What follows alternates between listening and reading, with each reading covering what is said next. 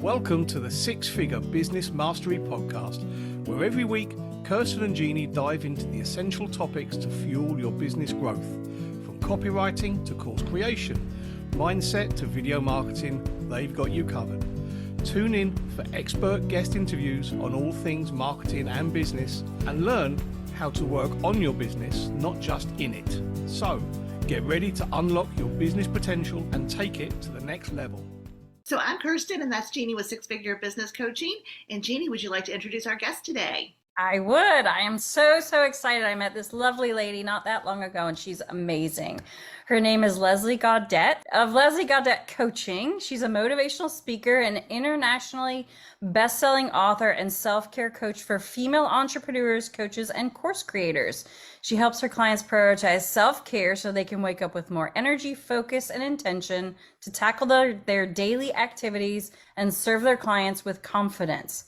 So, as we all know, burnout is on the rise. In fact, over half of female entrepreneurs say burnout has made them consider giving up entrepreneurship altogether.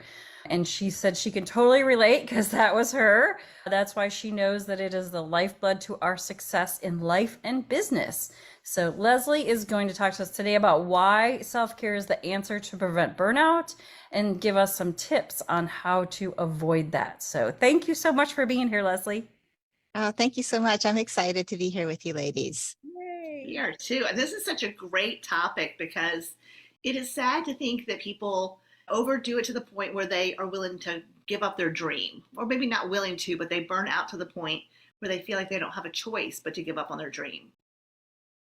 Yeah, absolutely. I agree. I think too, a lot of the time it's because we feel like we have to always be in the doing to feel successful, when in fact, we're not really doing ourselves any favors by always staying in the doing, because we end up burning out really quick. Yeah. I think it's easy, especially for women, to have the house and the kids and the community involvement and then the business and not being able to say no. And I feel like for me, I always joke that the first line of defense with self-care is the word, no, I can't do that, or no, I can't help with that, or this timing isn't right for me to do that. Or even with Jeannie and I, sometimes we have a great idea and we have to say that's a great idea, but no, it's not the right time to add something else to our plate, our list of things to do. Yeah, I love that you have that, because that's really one of my 5 essentials of self-care, is learning to say no or not right now. Because a lot of the time, as I was saying, we get in that doing and we're looking for success. And what is really success? Is it really burning yourself the candle at both ends, or is it finding a way to be in the moment of what you're doing, being focused on that instead of everything all at once and burning yourself out? You have a choice to make. And I think when you know like where you're at in your life, what you're working on right now, and what you're doing aligns with that, anything else that pops up that might be part of the process, if it doesn't fit right now, if you're confident enough in what you're doing, and that's where confidence is really something that you really have to cultivate. But if you're confident enough in what you're doing right now, then you can say either, no, this doesn't fit at all, or it just doesn't fit right now, and I'm okay to wait for it to show itself again. And in that process too, you open yourself up to that maybe, just maybe, something that you're working on right now, that little nugget that you're working on, reveal something else, because you get introduced to someone else, a new opportunity comes along, and it actually takes you down a different path that may be even better than the one you actually had envisioned. So when you allow yourself to say that no or not right now, that again opens you up to something bigger or better. Absolutely. So I feel like there's a lot of confusion around what is self-care. And I feel like you have a really good, you really explain this nicely. And so we're like, let's start off with the definition of self-care. We know it's important because of burnout and things like that. But what is it? I think people think it's woo, or it's just sitting down and getting a pedicure or something. So how would you define self-care and maybe a longer term strategy for self-care based on the definition? Yeah, so I think a lot of people think that self-care is what I've talked to different women. They've said to me, they believe that self-care is the mani-pedis and the massages, going out for fancy lunches, buying yourself something, that the celebration part. And that's great because those things are important because you're honoring yourself. But I truly believe when it comes to that full success in both our life, our personal life and our professional life, self-care goes beyond that. It's being able to have those essentials in your life, like making sure that you're protecting your time by having boundaries around your time, especially maybe saying no. That's a boundary around your time, and it really does come back to time, or having a boundary around the things that you are willing to do or are interested to do or won't do, like having those boundaries. Like you can have hard boundaries that say, no, I'm not willing to do that. Or you can have boundaries that are soft, like this works for me, but not right now, or it works for me and I want to explore it more.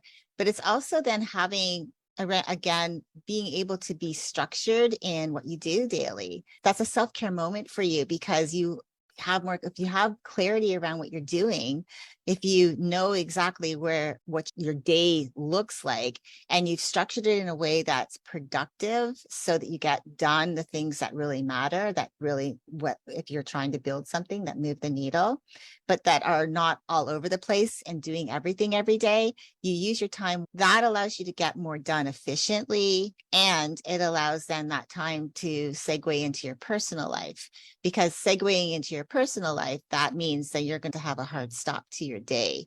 And I think that's important. I think there's a lot of women that I've talked to, especially today, that are working hours that are crazy hours because they're their own business owner, and they haven't, I don't know if they haven't learned it, but maybe there's just this misconception of what entrepreneurship is supposed to look like, that you're supposed to always be working, when really it really does come down to working smarter, not harder. But how do you do that? And so I truly believe that when you have that clarity around what you do on a daily basis, then you know exactly like what your Mondays, your Tuesdays, your Wednesdays, your Thursdays, and your Fridays look like. And hopefully you're not working all weekend. Hopefully that time is spent doing things with your friends, your family, with your loved ones, cultivating those relationships, because they're going to support you during those times when maybe you're not feeling so great about life. But having that hard stop too is allowing you then to, even at the end of your day, I know a lot of women who are moms who have families, and it's that time to cultivate with their kids, with their significant other, or even if they're a single mom, it's that time with their children, creating those bonds, because they're also teaching their kids that self-care is important. And part of it is the relationship aspect of it, the building of the relationships.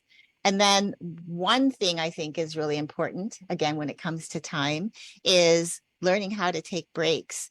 If you don't take breaks throughout your day and you're always working, you might think that, oh, this is normal for me. I've done this for so long. I've been doing this, but you might end up in a burnout moment. I have my own story around burnout in my early 20s, because I was that girl who thought this is how I am. This is how I work. There's no problem. I have all this energy.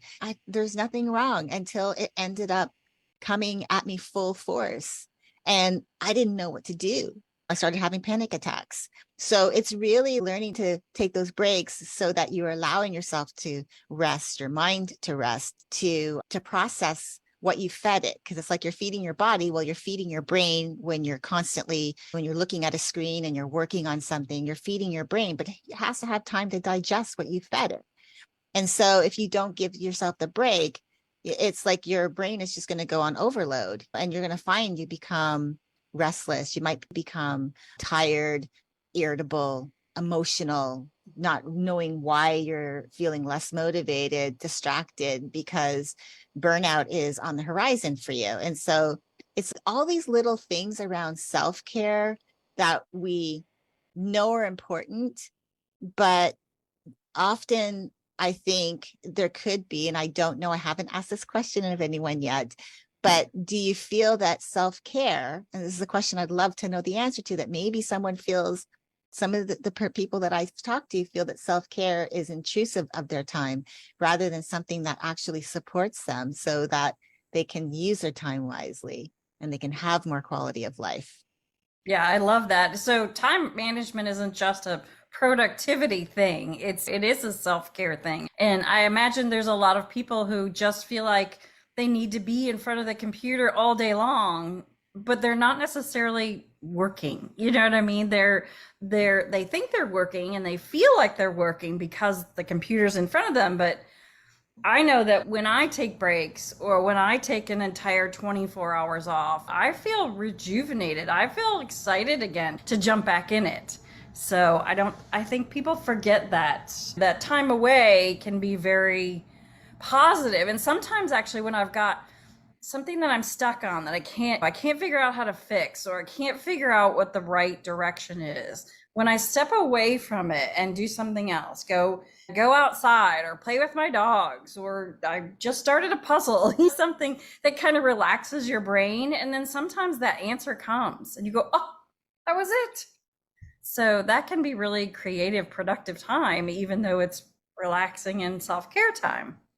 Yeah, absolutely. Because think about this as another thing when it comes to the hard stop that I mentioned.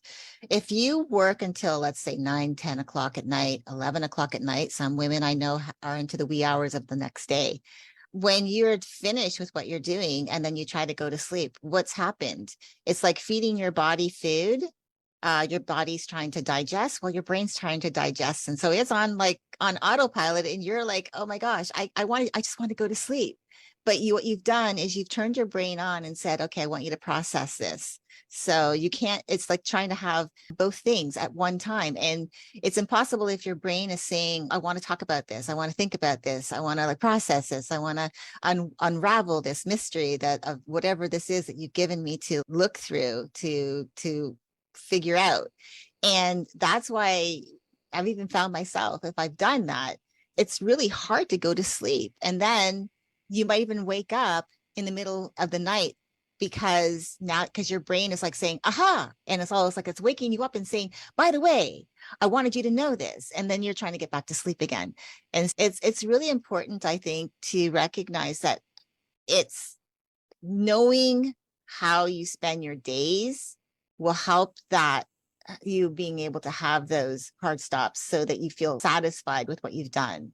And knowing what you do every day is not doing everything every day, but having it spread out throughout your week. And what does that look like?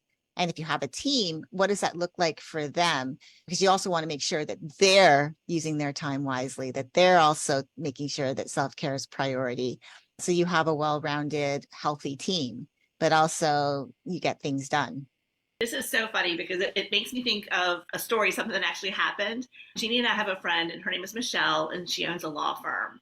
And Michelle and I were in the strategic coach program 15, 20 years ago. It's been a long time.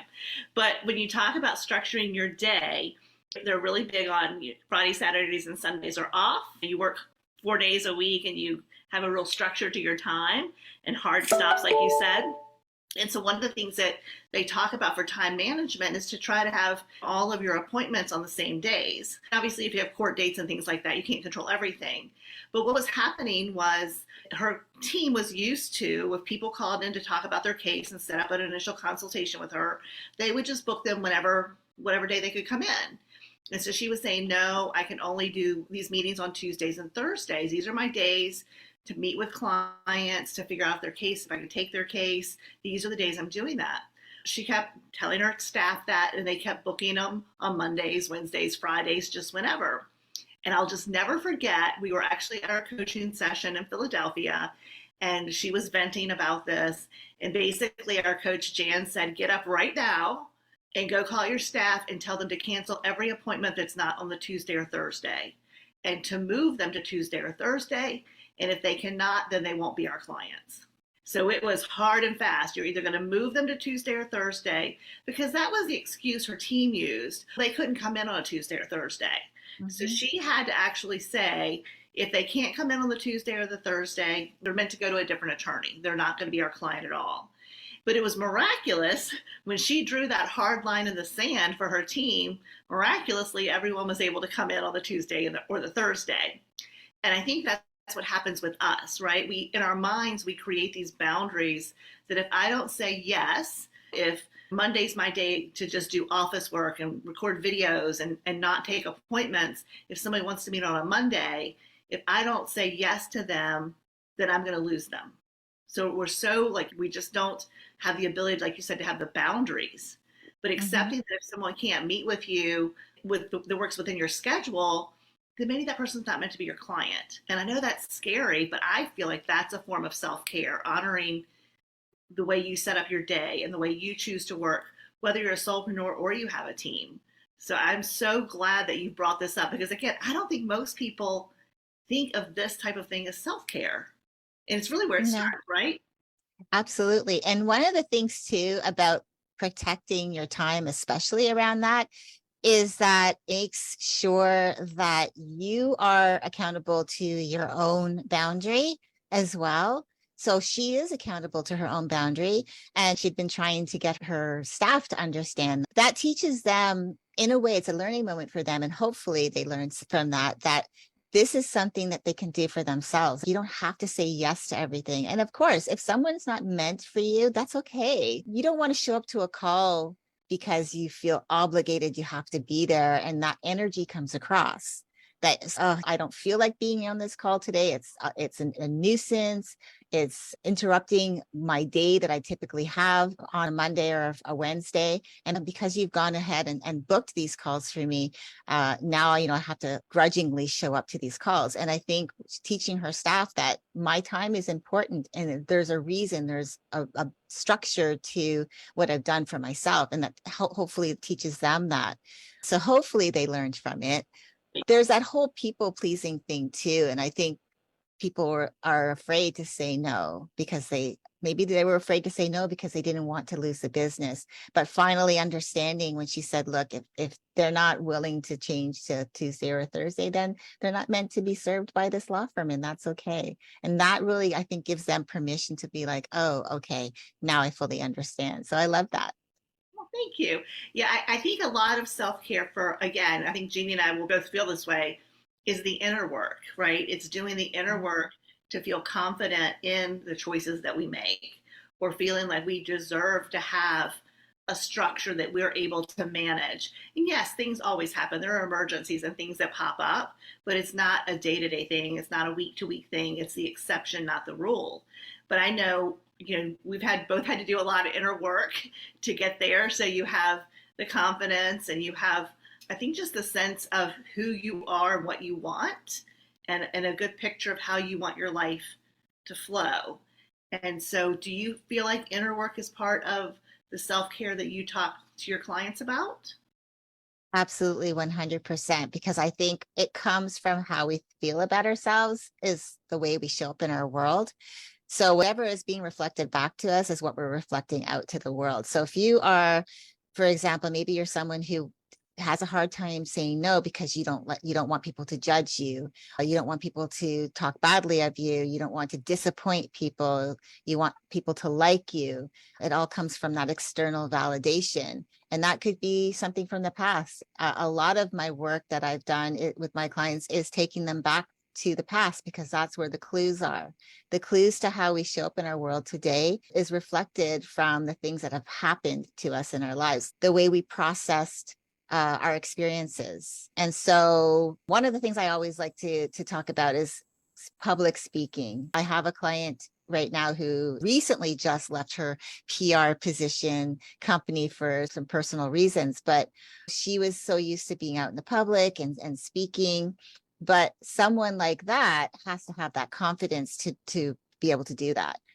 And if you come from a background where maybe you were judged or criticized by something you said when you were younger, maybe giving a presentation, and especially maybe in school, you're giving a class presentation and some of the students laughed. They were laughing because they were being silly in the back, maybe of the room, but you thought it was because of you.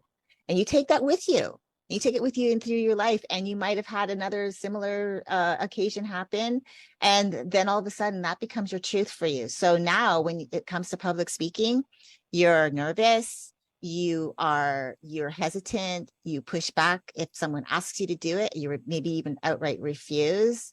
You come up with the excuses that you can't do it, when it's really there's that fear that people will laugh or have something to say or judge. One of the things that's important for people to remember is everyone has an opinion. It doesn't have to be the truth. Someone has an opinion about you doesn't mean that it's true. Someone might not like what you're presenting. That's okay. That's their opinion. And if you can look at it from that perspective, then it can give you that confidence. But also, too, if that was you, as an example, where you were criticized when you were younger and you thought judged about your public speaking skills just because some of the students in the back of the room laughed and you thought they were laughing at you, making fun of you, look at it from that perspective, that maybe they were just being silly. They were passing notes. They were joking around, because in school, that's some of the things I remember seeing some of my classmates do, laughing, passing notes about who likes who, and all of those crazy puzzles that were going around in school. Looking at it from that perspective gives you like, oh, maybe that is what it was. And even if it wasn't that, I can always look at it from this perspective today. I'm a much different person. I can now start looking for the evidence that I can actually do that, because number one, if someone asks you to do it, then obviously they saw something in you that maybe you failed to see, but they saw something in you. So that's evidence to support that you can do it. So start looking for the evidence. So that's how for me, what I do is not only do I have them go back to looking at the past, but if there's something that they're dealing with today, I ask them to provide me first with the evidence to support the negative way of thinking. And if it's just fear, then I say, okay, if it's just the fear, what is the evidence that can support what you want? And we walk through that. And it's really helpful to be able to look at it from the two sides of the coin, like the one where there's really no supportive evidence, and the other side of the coin where it's like heavier with all of these great supporting things. Other people are coming to you, asking you to do speaking engagements, people asking you to be on their podcasts, people asking you to be on their TV shows. Then that's a good thing. Obviously, there's the evidence to support that you actually can do this. There's probably other things as well. So that's like how I do it from both sides. That's fantastic. I couldn't help but, I don't know if you saw me, I giggled for a second because my best friend from third grade was just visiting with me last week. So she's spent a week here in Sarasota. And I had, maybe 3 or 4 years ago, I'd found a small box of letters. They were notes. Some of them were letters that we had written in the summer, back when you actually wrote letters to each other over the summer. But a lot of them were notes that were folded like those little square triangle things that you passed in class. So we were reading those and we were dying laughing. So yeah, you think about all the things that happened when we were kids and how it does affect us, sometimes in a negative way. But I can tell you from reading those notes, we were all idiots, right? And I'm sure that your classmates were all idiots too. So you got to let it go. And I think that's fantastic that you help people with that. And earlier you said something about you have 5 essential things that you actually work with your clients with. Yes. So there's 5, I feel like the 5 essentials of self-care to help you support you professionally and personally are, first of all, I talked about it already, is learning to say no or not right now, because that's important. If you say yes to everything, what you're doing is you're shutting the door to all of the possibilities that are actually better for you, that might actually lead you down a better path. When someone says this or something better, that if you can really lean into that, it's a great way to think, because you don't want to be just rigid on one thing to the point where you don't allow yourself to be open to other things. So learning to say no or not right now. The other is asking for help. This is one of the things that I learned became a strength for me. I always thought it was a weakness to ask for help, because that meant I had to be vulnerable and admit things out loud that I was afraid to. But when you do that, it opens you up to get support. Also can open you up to get support from people that might be in your circle, like especially if you have a really good circle of people in your life who support you. They could help you with what you're dealing with. Asking for help too, so that you don't have to do everything by yourself, means that you can free up some of your time. So part of that is delegating your tasks. If you have a team, being able to trust your team that if you know exactly what it is that you want them to do, that you're able to articulate that enough that they understand, and then giving them the ability to do it and be okay with allowing them that freedom, and then getting back to them and cultivating that relationship with your team members so that they get better and better at what they do, like your friend did with the learning about appointment setting. Then the next one would be taking mental breaks. I think this is the most important one, because if you're always working and you're not taking any breaks, then you're not allowing your brain to, as I would say, digest what you fed it. And that doesn't mean like you turn off work screen and you go to your phone and turn on social media. Complete break from it. Now, if you use your phone like I do, I'll go for a walk and I'll use my phone to listen to a podcast or listen to an Audible book. Then that's different, because I'm just listening as I'm outside in nature. But for them, I'm filling my mind with positivity in a way to help me grow. Because I always feel like self-development is a lifestyle choice. And I think it's important to continuously grow so that we feel good about ourselves and we live a really great life. So taking those breaks is really important. Then having that hard stop to the day. So for me, I think is probably crucial, especially if you want to get a good night's sleep. If you just turn off your laptop at 9 p.m. and then you fall into bed after you've just finished working on a presentation, and then you fall into bed, your brain isn't turning off. So you're going to have that monkey mind. So being able to like allow yourself to unwind from it allows you to then set yourself up, like your brain to wind down, if you will. And also too, if you have a family, one of the ladies that I know, she's amazing at what she does. But one of the things she told me recently from her 4-year-old son was, "Mommy, can you put your phone down?" And she recognized that, oh boy, my 4-year-old is asking me to put my phone down. And then her husband reiterates that by saying, "Yes, can you put your phone down? Because this time should be for us." And so she recognized that. And now she has a hard stop that is non-negotiable, that she spends time with her family so she can build those bonds. And that fosters a great relationship with her own family. But it also teaches now her son and her daughter that they're important and that self-care is important. They may not know that it's self-care related, but she's going to teach them that. And then for me, I think is the last thing is really around that time for structuring your day. Like I really feel is so important. Time, it always comes back to time. And so one of the things that I would suggest, and I always suggest this to the women that I work with, is take a piece of paper and write down or make a Google Docs folder and put the time you get up in the morning to the time you stop work, and fill in all of your actual things that you do on the times that you have allotted for them. And it allows you to see all the white space that you have available. And then you'll see that you're not really always working. But if you don't know what it looks like, you're going to feel like you're always working, that you don't really have the time. Because a lot of women will say, "I don't have time." What do you really do in a day? "I do this and I do this," but are you doing that all day long? Or is it just a part of your day? So allowing yourself to see what you actually do every day, where your actual appointments are, then being able to see, oh, I have all this available time. It's really liberating to see all this available time. Oh, I can go for a walk here. Oh, I can go and do yoga. Maybe this is my hard stop. So now family has a couple hours. We're going to do this. We're going to sit around the dinner table. We're going to talk. We're going to do this. We're going to do whatever that looks like for you, is how, when you see that time for you, is going to be really liberating.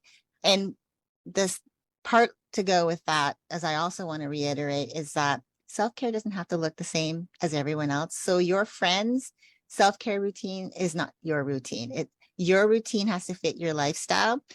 I'm not a mom, so I don't have young children, and I didn't have young children. I've been married now just over 27 years, and we had decided not to have children because we moved a lot, and we didn't want to really have kids uprooting them like every few years. It's now been, for the last 3 years, it'd been every like 5-6 months. And so now Like my time is so different. I can structure my days differently. You might not be able to do that. So be okay that your self-care, however you start your day, start it with a win for you. And then sprinkle throughout the day that you're making sure you're having those hard stops, the learning to say no, so you're not start saying yes to everything, taking those breaks, all of those things, asking for help if you need it. Be open and vulnerable. It's okay, I promise. If you have a really great group of people who love you, it's okay to ask. I think it's interesting because women are so quick to offer help and do things for other people, but we don't realize it's a two-sided coin, right? So think about how good you feel or we feel when we're actually able to help someone. Mm-hmm. So if you're not asking for help and you're not letting other people help you, in some ways you're robbing them of the opportunity to feel good. We all enjoy helping each other, but it is a two-way street. And so I find it fascinating that we are so afraid or hesitant to ask for help. So I love that that's one of your self-care points. I would have never thought about that as a self-care point, but I think it's absolutely incredible that you do. I mean, you really opened my eyes up to that. And of course, Jeannie and I are really big on helping our clients with delegating, building their team. Because again, as a business owner, you only have so many hours in the day, and you started your business because you have the interest in helping people, the desire to help people, but you end up spending so much time doing little piddly things that are not really getting you closer to serving more people. So I love the fact that you talk about that is a self-care thing. So thank you. You're welcome. Yeah, self-care is found in everything we do, including if you cook for a family or cook for yourself, or if you have just someone in your home, in your life that you cook for, that's a self-care moment because you're not just throwing something together. You're thinking like, how are they going to like it? I want to make it, you're making it with love. So you can look at every interaction everything that you do in life can be a self-care moment. If you look at it from how is this of service to myself, to others, to make this world a better place. Yeah, Jeannie, when you're here and I'm cooking for you, it's all love. Oh, I love that. Kirsten's a fantastic cook. And so is my husband. So I am spoiled and I'm okay with that. So Leslie, we have so enjoyed having you. You are a wealth of information as well as you make me want to take better care of myself. And I think that's what it's all about. Yeah, thank you so much. I've really loved being here. Good. And you have a free self-care guide that I will share below. I will share a link to that so everybody can grab that. But we love having you. We can't wait to implement because, again, like you said, we don't think of time management as self-care, but it actually is. And I feel like there's lots of little things that we can do every day to using your tips to just be happier and more energetic. Yes, yeah. And we also have a free guide for you guys. It's called Double Your Income with a Marketing Virtual Assistant. So that might be a part of your self-help or your self-care is to actually think about hiring someone. So if we can help you with that, we would love to. So this has been an awesome conversation. Thank you, ladies. Thank you. Thank you so much. And we will see you all next week. So thanks for being here again, Leslie, and we'll talk to you all soon. Thanks for listening to the Six Figure Business Mastery Podcast. If you enjoyed listening to this episode and you are ready to leverage video marketing on all online platforms, or maybe even start your own video podcast, then you need to check out the Done For You and Done With You program at themarketingvaadvantage.com and take your business to the next level.